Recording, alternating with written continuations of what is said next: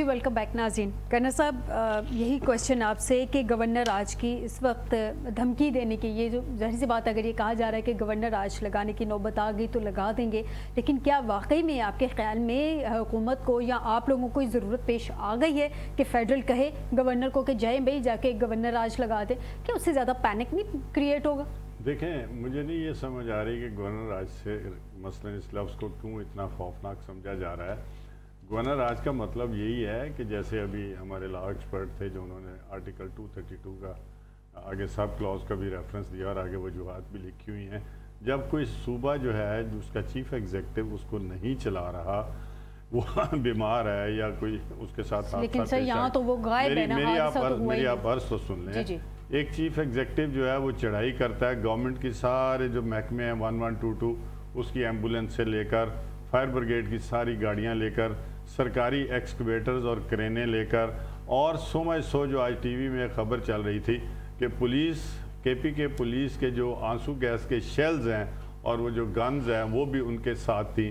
Government کے جتنے employees میرا خیال ہے اس میں تھے جو یہ ساری چیزوں کو ہینڈل کر رہے تھے. تو مطلب یہ ہوا کہ جو چیف ایگزیکٹو کے پی کے ہیں وہ صوبے میں عوام کی لک آفٹر یا ان کے جو معاملات ہیں، جو رولز آف بزنس ہیں، اس کے مطابق صوبے کو چلانے کی بجائے ایک ایسی محاذ کھول رہے ہیں جہاں پر کہ آلموسٹ خانہ جنگی والی صورتحال بننے جا رہی تھی. کے پی یعنی کہ آپ گورنر راج کے حق میں میری آپ اگر یہ بہت زیادہ خطرناک نہیں ہے، اس انتظام کو چلانا بھی تو ہے نا. ایک صوبہ جو ہے وہ بالکل لاوارث ہو کر بیٹھا ہوا ہے، تو گورنر راج کیا ہوگا؟ صوبے کی عوام بھی تو سی ایم کے ساتھ ہی نکلی ہوئی ہے. نہیں، عوام نہیں ہے، عوام اس میں بہت کم ہے، اس میں سرکاری ملازمین زیادہ ہیں. اور اللہ کرے کہ ایسا ہی ہو، کہ ایسا نہ ہو کہ اس میں بہت سارے افغانی بھی جو ہے سنا جا رہا ہے کہ وہ بھی آئے ہوئے ہیں. عوام جو ہے وہ اتنی زیادہ عام پبلک نہیں ہے. اگر آپ نے وہ جو شروع والے کلپس دیکھے تھے ٹی وی کے اوپر تو گاڑیوں کی بہت پی ٹی آئی کہتی ہے کہ یہ جو بار بار کہا جاتا ہے سرکاری ملازمین ہوتے ہیں، 7 سرکاری ملازمین ہوتے ہیں، اس کا پروف دے دیں. اگر آپ کے پاس پروف ہے تو آپ کے پاس سرکاری گاڑیاں نہیں، آپ نے ٹیلی ویژن پہ دیکھی سرکاری گاڑیاں نہیں دیکھی. اب سرکاری گاڑیاں تو سی ایم کے پی جب آئیں گے ڈیفینیٹلی تو پروٹوکول میں تو ہوں گی نا ان کے ساتھ. اس میں کرینے تو میں نے کبھی نہیں دیکھی، اس میں 112 والے تو کبھی نہیں دیکھے، اس میں فائر بریگیڈ کی گاڑیاں تو کبھی نہیں دیکھی، اس میں کے پی کے پولیس کے جو آنسو گیسوں کے شیلز ہیں وہ تو ہم نے کبھی نہیں دیکھے.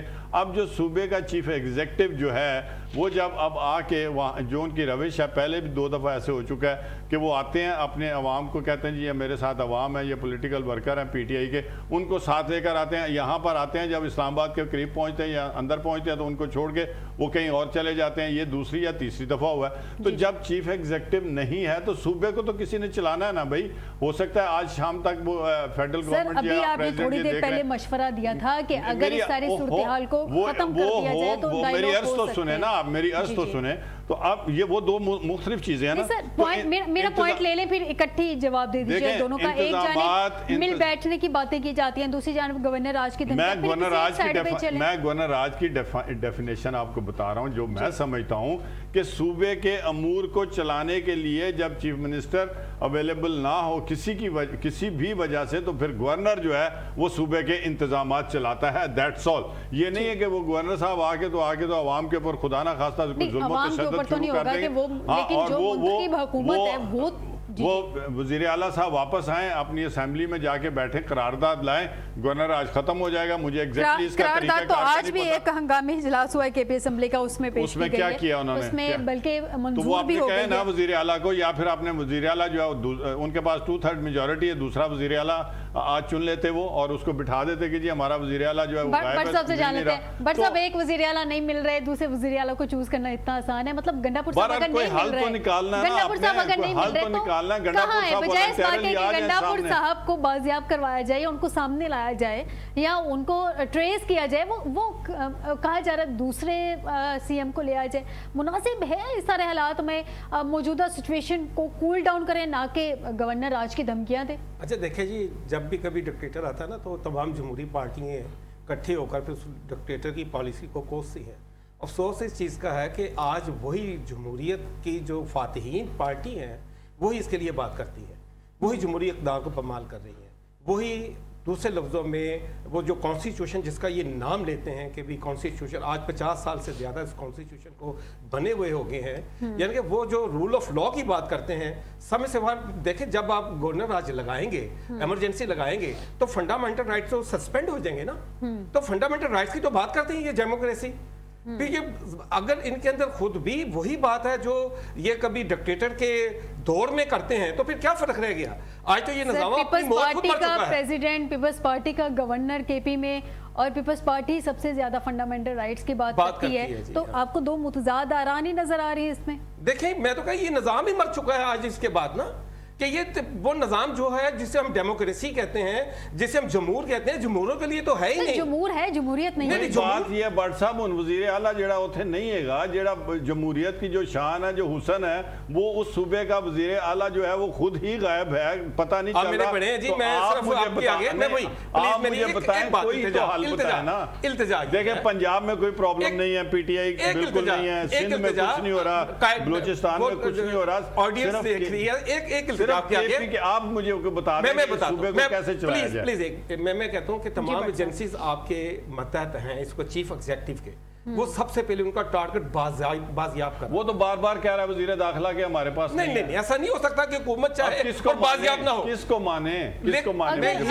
आपके लिए चैलेंज, आप इसे करें सर। अगर हुकूमत के पास नहीं है तो एटलीस्ट उनको ढूंढा तो जा सकता है। हाँ बिल्कुल, ये तमाम एजेंसीज जो है किसके पता है? बारगला की सारी पहाड़ियों पे पाकिस्तान की सारी आर्मी को लगा देते हैं कि सीएम केपी हाउस इस्लामाबाद से उसकी फुटेज आ जाएगी जहां वो गए हैं, वो गायब हो जाते हैं। फुटेज दिखा रहे हैं कि पहले वो केपी के हाउस में गए हैं, फिर वो वहां से निकले और वो साफ उनका स्ट्रक्चर। लेकिन अभी तो वो कंफर्म भी नहीं है, अभी कंफर्म नहीं है। कह रहे हैं कि इसको फोरेंसिक करवाया जाएगा, फिर पता चलेगा गंडापुर साहब है। जो दावा सामने आया है वो लोग हैं, मतलब अभी तो कंफर्म ही नहीं है कि गंडापुर साहब है। ये आज का जो वक्त हम इसको बैठकर एक्सप्लेन कर रहे हैं ना, अगर ये गुजर गया तो हम सब पछताएंगे। ये जितने भी जमहूरियत की कुव्वतें हैं ना, वो शायद हो सकता है कि उनके हाथ से ये गेम निकल जाए। तो फिर किसके हाथ में अल्लाह जाएगी? करे ऐसा ना हो कभी। अल्लाह ना करे। बट साहब अगर जमहूरी कुव्वतों के हाथ से गेम निकल जाएगी तो किसके हाथ में जाएगी? ज़ाहिर है, देखिए मैं एक बात तो बताऊंगा आपको कि जब यहाँ पर जो जिसके लिए, जिस डेमोक्रेसी के लिए ये सारे जितने भी जो फ़ातीन जमहूरियत नारा लगाते हैं, जब उसे वो खुद ही पमाल कर रहे हैं तो फिर यकीनन हमें सोच लेना चाहिए कि कोई ऐसी कुव्वत तो हो सकती है ना जो इसमें से इसका फायदा उठा ले। देखें, आपने कल सुना था कि गंडापुर साहब बार बार कहते हैं कि जी जब तक हमारे कायद का या हमारे लीडर का या इमरान खान साहब का हुक्म जो जैसे जैसे आएगा हम उसी तरह करते जाएंगे। अगर वो हमें कह देते हैं कि ये सिस्टम, ये जो एहतजाज है ये ख़त्म कर दें, हम उसी वक्त ख़त्म कर देंगे। इसका मतलब है कि ये जो पीटीआई के बानी हैं उनकी ब्लेसिंग इसमें शामिल है। अगर हम गंडापुर साहब की ये स्टेटमेंट,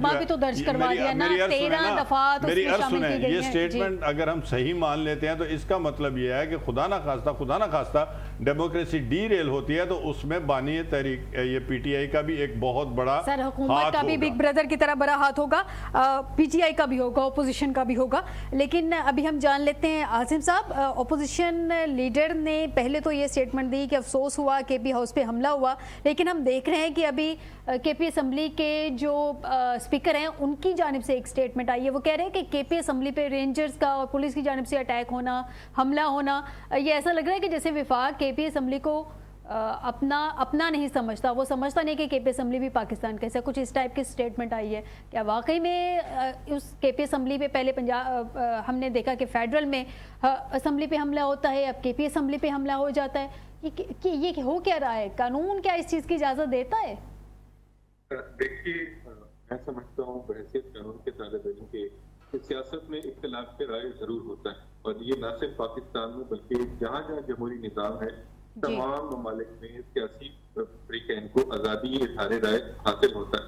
लेकिन वायलेंस की और इस किस्म जो हमारे सियासी ऐवान है उनके तकद्दुस को कमाल करने की इजाज़त ना मैं समझता हूँ होनी चाहिए, और ना पाकिस्तान के अलावा इसकी नज़ायत कहीं और मिलती है।